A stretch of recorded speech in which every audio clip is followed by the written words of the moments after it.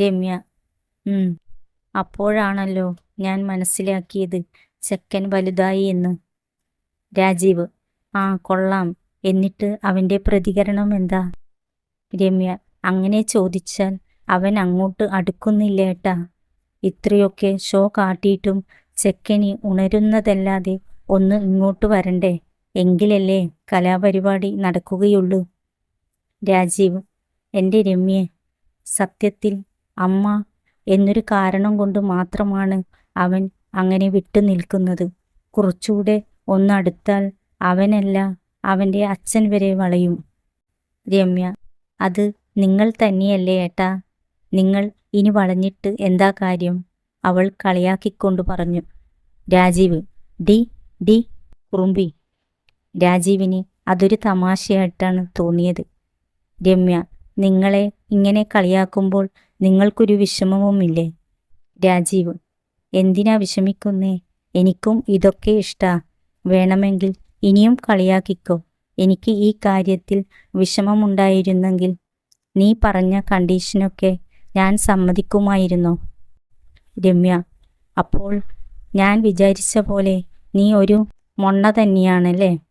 ആദ്യമായി രമ്യ തന്നെ പേരെടുത്ത് വിളിച്ച് അങ്ങനെ പറഞ്ഞപ്പോൾ രാജീവിന് ഉന്മേഷം തോന്നി. രാജീവ് ആ അതൊക്കെ പോട്ടെ, അപ്പോൾ അച്ഛനെ എങ്ങനെയാണ് കയ്യിലെടുത്തത് എന്ന് പറഞ്ഞില്ലല്ലോ? രമ്യ ആ പറയാം. അച്ഛൻ പറമ്പിൽ പണിയെടുക്കുകയായിരുന്നു. രാജീവ് ആ അപ്പോൾ അവിടെ പോയി. രാജീവ് ഇടയിൽ കയറി അങ്ങനെ പറഞ്ഞതും രമ്യയ്ക്ക് ദേഷ്യം വന്നു. രമ്യ ഡാ ഡേഷേ, ഒന്നെങ്കിൽ ഞാൻ പറയുന്ന കേൾക്ക്, അല്ലെങ്കിൽ ഫോൺ വെച്ചിട്ട് പോ.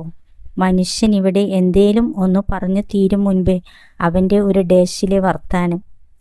മതി, നീ കേൾക്കണ്ട. പോയി ആ ഉണരാത്ത തവളയും നോക്കി അവിടെ ഇരുന്നോ. അങ്ങനെ രാജീവ് ആദ്യമായി അതും കേട്ടു. ഇത് താനും അവളും തമ്മിലുള്ള ഒരു കരാറാണെങ്കിലും എത്ര പെട്ടെന്നാണ് രമ്യ ആളാകെ മാറിയത് എന്നോർത്തപ്പോൾ രാജീവിന് അത്ഭുതം തോന്നി. എങ്കിലും സന്തോഷവും ഉണ്ടായിരുന്നു. കാരണം രാജീവിന് ഇതൊക്കെ ഇഷ്ടമാണ്. രാജീവ് ഡി സോറി, നീ പറ, ഞാൻ മിണ്ടാതെ കേട്ടോളാം. രമ്യ ആ അങ്ങനെ അച്ഛൻ പണിയെടുക്കുന്ന പറമ്പിലേക്ക് വെള്ളം കൊണ്ടു കൊടുത്തു.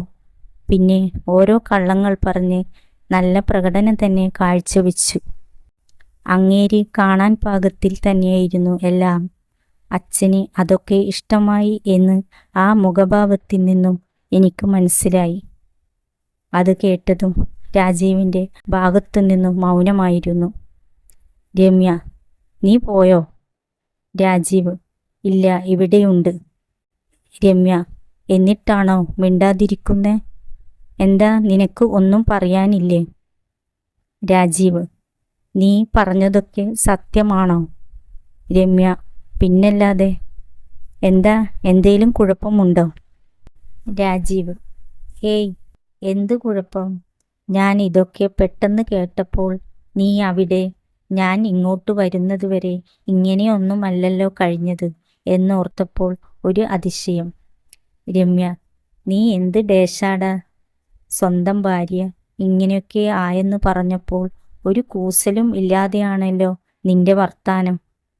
സത്യത്തിൽ രമ്യ ഒന്ന് എറിഞ്ഞു നോക്കിയതാണ്. ഇനി തനിക്ക് യാതൊരു പരിമിതിയും ഇല്ലാതെ അവിടെ കഴിയാൻ പറ്റുമോ എന്ന് അറിയാൻ വേണ്ടി.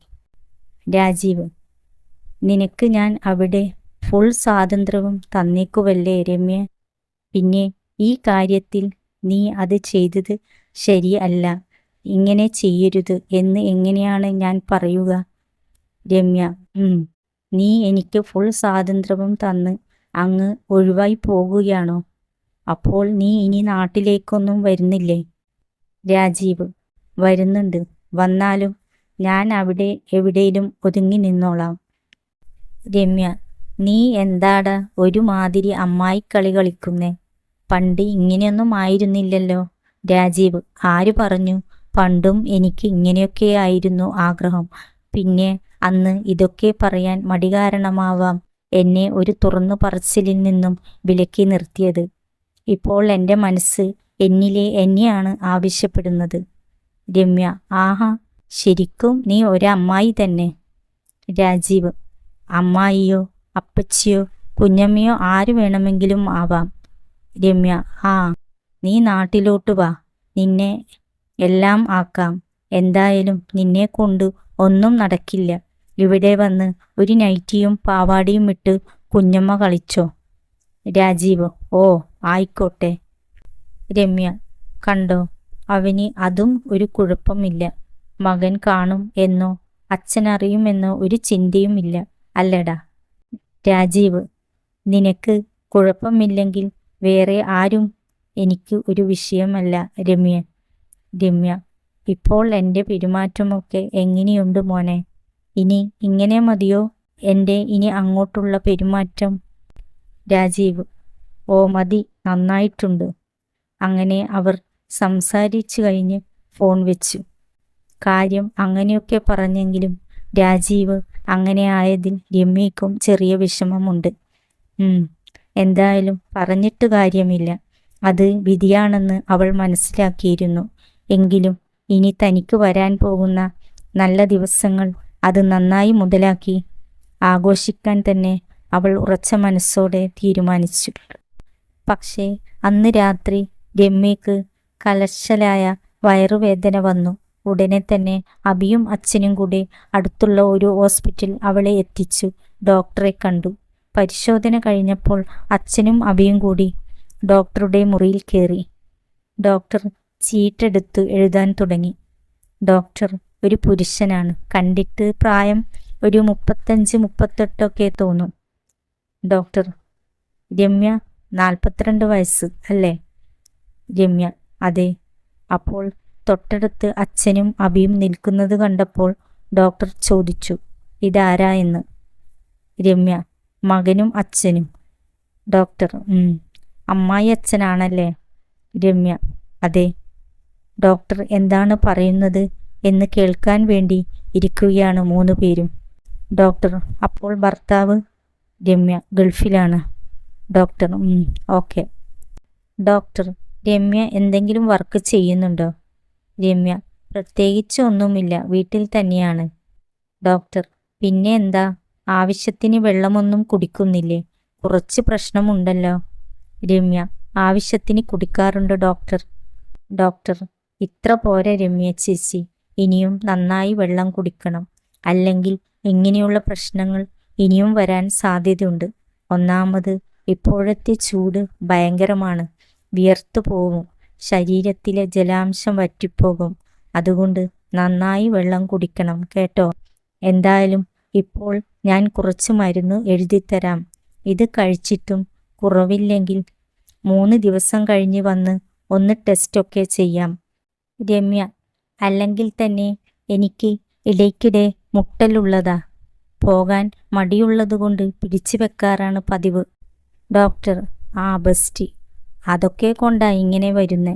ഇനി ഉടനെ തന്നെ പോകണം കേട്ടോ, പിടിച്ചു വെക്കരുത്. രമ്യ: അത് പിന്നെ ഡോക്ടർ, ഒന്നാമത് ഞാൻ ഈ പറഞ്ഞത് രാത്രിയിലെ കാര്യമാണ്. വീട്ടിലെ ബാത്റൂം പുറത്താണ്. ഞാൻ ഒറ്റയ്ക്കാണ് കിടക്കുന്നത്. അപ്പോൾ പോവാനുള്ള മടിയും പേടിയും കാരണമാ പോകാത്തെ. ഡോക്ടർ: ചേച്ചി, മടിയും പേടിയും വെച്ചിരുന്നാൽ വേറെ വല്ല അസുഖവും വന്ന് ഇങ്ങനെ ഹോസ്പിറ്റൽ കയറി ഇറങ്ങേണ്ടി വരും കേട്ടല്ലോ. നിങ്ങളോടും കൂടിയാ പറഞ്ഞ്. ആരോഗ്യം നന്നായി നോക്കിയില്ലെങ്കിൽ പ്രശ്നമാവും കേട്ടോ. ഡോക്ടർ അച്ഛനെയും അബിയെയും നോക്കിക്കൊണ്ട് പറഞ്ഞു. അച്ഛൻ: ശരി ഡോക്ടർ, ഇനി ശ്രദ്ധിച്ചോളാം. അങ്ങനെ അവർ ആ ഹോസ്പിറ്റലിൽ തന്നെയുള്ള ഫാർമസിയിൽ നിന്ന് മരുന്നും വാങ്ങി പുറത്തേക്ക് വന്നു. അശോകൻ കാറും കൊണ്ട് പുറത്ത് കാത്തു നിൽക്കുന്നുണ്ടായിരുന്നു. അശോകൻ രമ്യയുടെ ഭർത്താവിൻ്റെ അടുത്ത കൂട്ടുകാരനാണെന്ന് മുൻപ് പറഞ്ഞിട്ടുണ്ടല്ലോ. അങ്ങനെ അവർ അശോകൻ്റെ കാർ വിളിച്ചാണ് ഹോസ്പിറ്റലിൽ വന്നതും തിരികെ വീട്ടിലോട്ട് പോയതും. അശോകൻ: എന്തായി രാഘവേട്ട, ഡോക്ടർ എന്താ പറഞ്ഞേ? അച്ഛൻ: ഒന്നും പറയണ്ട അശോക, ഞാൻ ഇന്നലെ ഇവളോട് പറഞ്ഞതാ വെള്ളം നന്നായി കുടിക്കണമെന്ന്. ഇപ്പോൾ കണ്ടോ. അതും പറഞ്ഞ് അച്ഛൻ അവളെ നോക്കി. രമ്യ: എന്തു കണ്ടോ എന്ന്?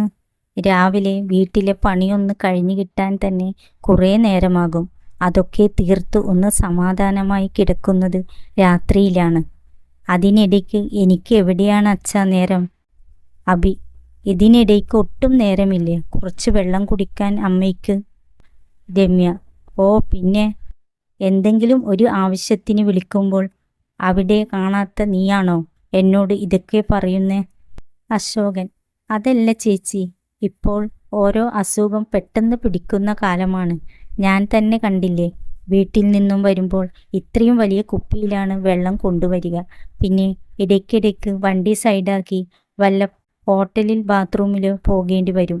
അല്ലെങ്കിൽ വണ്ടി നിർത്തി എവിടെയെങ്കിലും കാര്യം സാധിക്കും. രമ്യ: ആ, അത് തന്നെയാ കുഴപ്പം. നിങ്ങളെപ്പോലെ അങ്ങനെ എവിടെയെങ്കിലും ചെന്ന് കാര്യം സാധിക്കാൻ പറ്റുമോ എനിക്ക്? രമ്യ: അത് സീരിയസ് ആയി പറഞ്ഞതാണെങ്കിലും അച്ഛന് രാവിലത്തെ കാര്യം ഓർത്ത് ചിരി വന്നു.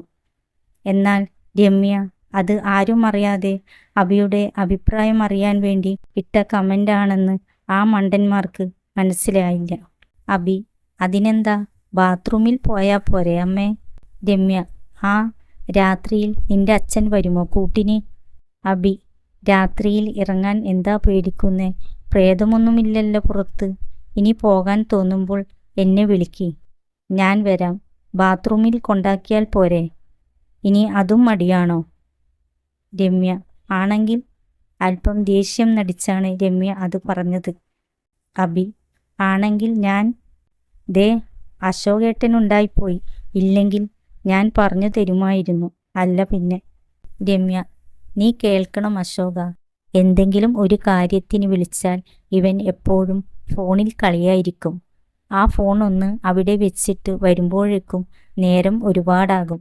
മനുഷ്യൻ ചാവാൻ നേരത്ത് ഒരു തുള്ളി വെള്ളം ചോദിച്ചിട്ട് ഇവനെയാണ് വിളിക്കുന്നതെങ്കിൽ ഇവൻ വരുമ്പോഴേക്കും ആള് പരലോകം കാണും.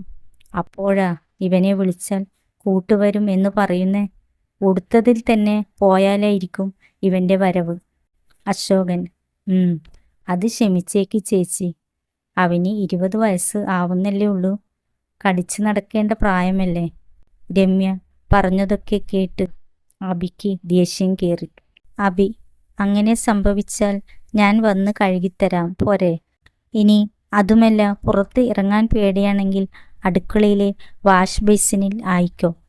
രമ്യ: കണ്ടോ കണ്ടോ അവൻ്റെ അഹങ്കാരം. അച്ഛൻ: മതി മതി, വഴക്ക് കൂടണ്ട.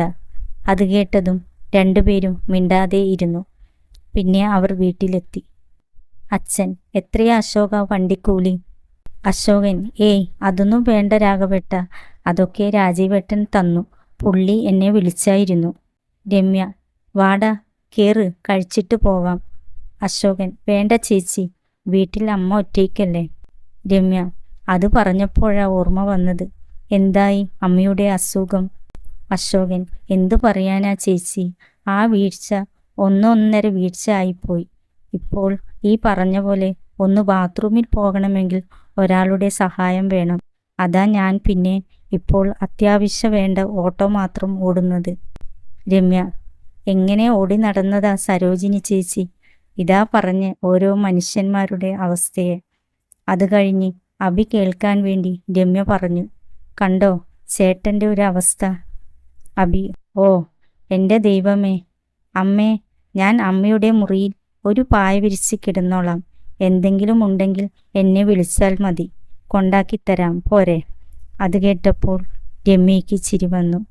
പിന്നെ അശോകൻ അവരോട് യാത്ര പറഞ്ഞിട്ട് പോയി.